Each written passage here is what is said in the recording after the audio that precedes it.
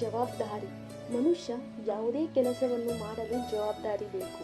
ಅಂತಹ ಜವಾಬ್ದಾರಿಯನ್ನು ವಹಿಸಿಕೊಳ್ಳಲು ಸಮರ್ಪಣೆ ಅವಶ್ಯ. ಮನುಷ್ಯರ ನಡುವೆ ಗೌರವ ಬೇಕು. ಗೌರವದಿಂದ ಪರಸ್ಪರ ಒಳ್ಳೆಯ ಭಾವನೆಗಳು ಮೂಡುತ್ತವೆ.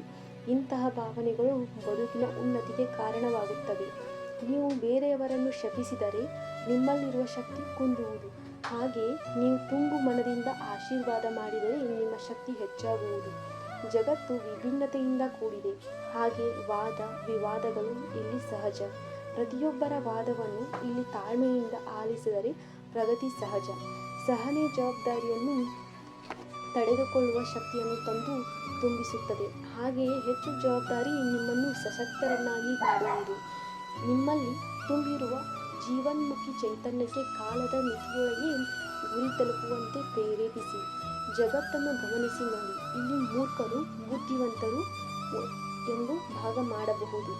ನಿಮ್ಮನ್ನು ಪ್ರಗತಿ ಪಥದ ಕಡೆಗೆ ನಡೆಸಲು ಮೂರ್ಖರು ತುಂಬ ಸಹಕಾರಿ. ಈ ಸುದ್ದಿ ನಿಮಗೆ ಆಶ್ಚರ್ಯ ಎನಿಸಿದರೂ ಸತ್ಯ. ಮೂರ್ಖರು ನಿಮ್ಮ ಮನಸ್ಸಿನಲ್ಲಿ ಹತಾಶೆಯ ಉಂಟು ಮಾಡಿದರೂ ಬದುಕಿನಲ್ಲಿ ಸಹನೆಯನ್ನು ಅಳವಡಿಸಿಕೊಳ್ಳಲು ಸಹಕರಿಸುತ್ತಾರೆ. ನಿಮ್ಮನ್ನು ವಿವೇಕವಂತರನ್ನಾಗಿ ಮಾಡಬಲ್ಲರು. ಅವರನ್ನು ದೂರ ಮಾಡಲು ಯತ್ನಿಸಬೇಡಿ. ಅವರಿಂದ ಸಹಿಷ್ಣುತೆಗೆ ನಿಮಗೆ ಅಭ್ಯಾಸವಾಗುತ್ತದೆ. ನಿಮಗೆ ಎದುರಾಗುವ ಪ್ರತಿಯೊಬ್ಬರನ್ನು ಮೂರ್ಖ ಎಂದು ಭಾವಿಸಿ ಅವರಿಂದ ಸಹನೆ ಹೆಚ್ಚುವುದು. ಹಾಗೆ ಮೂರ್ಖರನ್ನು ಯಾರೂ ಮನಸ್ಸಿಗೆ ಹಚ್ಚಿಕೊಳ್ಳುವುದಿಲ್ಲ. ಬಂಧುಗಳ ಬಗ್ಗೆ ವಿಪರೀತವಾಗಿ ಮನಸ್ಸಿಗೆ ಹಚ್ಚಿಕೊಂಡು ಕೊರಗುವ ಪ್ರಮೇಯ ಬರುವುದಿಲ್ಲ. ಮೂರ್ಖರ ಬಗ್ಗೆ ಯೋಚಿಸದೆ ತಣ್ಣಗಿರಬಹುದು. ಮೂರ್ಖರ ಜೊತೆ ಸಂವಾದ ನಡೆಸಿದರೆ ಹೆಚ್ಚು ವಿವೇಕಿಯಾಗುವುದು ಎಂಬುದು 100ಕ್ಕೆ 100 ಸತ್ಯ. ಜವಾಬ್ದಾರಿ ತೆಗೆದುಕೊಂಡು ನಿರ್ವಹಿಸುವ ಕೆಲಸದಲ್ಲಿ ನಿಮಗೆ ಆಯಾಸವಾಗಬಹುದು. ಅಂತಹ ಸಮಯದಲ್ಲಿ ಸಮರ್ಪಣೆಯ ಭಾವವನ್ನು ಬೆಳೆಸಿಕೊಳ್ಳಿ. ಬದುಕಿನಲ್ಲಿ ಒಬ್ಬರಿಗಿಂತ ಮತ್ತೊಬ್ಬರ ಜವಾಬ್ದಾರಿ ಭಿನ್ನವಾಗಿರುತ್ತದೆ.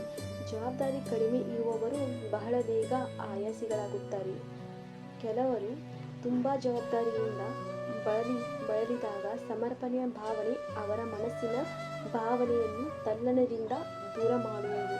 ಸಮರ್ಪಣೆ ಹಾಗೂ ಜವಾಬ್ದಾರಿ ಗೆಳತಿಯರು ಪರಸ್ಪರ ಪೂರಕವಾಗಿ ಕೆಲಸ ಮಾಡುತ್ತಾರೆ. ಈಗ ನಿಮಗೆ ಜವಾಬ್ದಾರಿ ನಿರ್ವಹಿಸುವ ಕಲೆ ಅರಿವಾಯಿತೇ? ಧನ್ಯವಾದಗಳು.